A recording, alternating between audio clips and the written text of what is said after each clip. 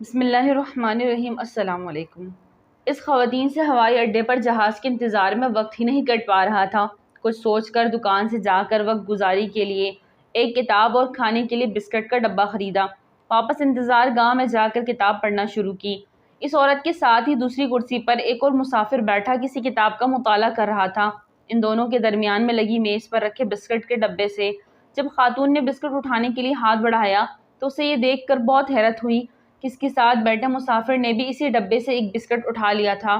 خاتون کا غصے کے مارے برا حال ہو رہا تھا۔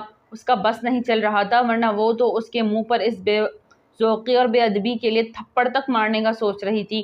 اس کی حیرت اس وقت دو چند ہو گئی جب اس نے دیکھا کہ جیسے ہی وہ ڈبے سے ایک بسکٹ اٹھاتی وہ مسافر بھی ایک بسکٹ اٹھا لیتا۔ غصے سے بے حال وہ اپنی جھنجھلاہٹ پر مشکل سے قابو رکھ پا رہی تھی۔ جب ڈبے میں آخری بسکٹ بچا تب اس کے دل میں یہ بات جاننے کی شدید حسرت تھی کہ اب یہ بدتمیز اور بد اخلاق شخص کیا کرے گا۔ کیا اب بھی وہ اس آخری بسکٹ کی طرف ہاتھ بڑھائے گا یا یہ آخری بسکٹ اس کے لیے چھوڑے گا؟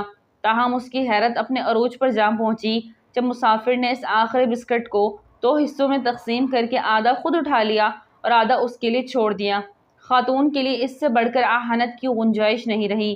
آدھے بسکٹ کو وہیں ڈبے میں چھوڑ کر کتاب کو بند کرتے ہوئے اٹھ کر غصے سے پاؤں پٹکتی امیگریشن سے ہوتی ہوئی جہاز کی طرف چل پڑی۔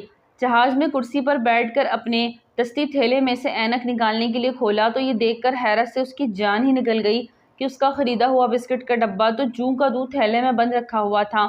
ندامت اور شرمندگی سے اس کا برا حال ہو رہا تھا۔ اسے اب پتہ چل رہا تھا کہ وہ ہوائی اڈے پر بسکٹ اس شخص کے ڈبے سے نکال کر کھاتی رہی تھی۔ اب دیر سے اسے احساس ہو رہا تھا کہ وہ شخص کس قدر ایک مہذب اور رحمدل انسان تھا جس نے کسی شقوے اور ہچکچاہٹ کے بغیر اپنے ڈبے سے اسے بسکٹ کھانے کو دیے تھے۔ وہ جس قدر اس موضوع پر سوچتی اس قدر شرمندگی اور خجالت بڑھتی جا رہی تھی۔ اس شرمندگی اور خجالت کا اب مداوع کیا ہو سکتا تھا؟ اس کے پاس تو اتنا وقت نہ تھا کہ جا کر اس آدمی کو ڈھونڈے، اس سے معذرت کرے، اپنی بے ذوقی اور بے ادبی کی معافی مانگے یا اس کی اعلیٰ قدری کا شکریہ ادا کرے۔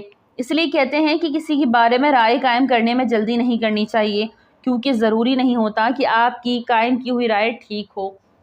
ناظرین، ویڈیو اچھی لگے تو لائک کریں، چینل کو سبسکرائب کریں اور دعاؤں میں یاد رکھیں۔ السلام علیکم۔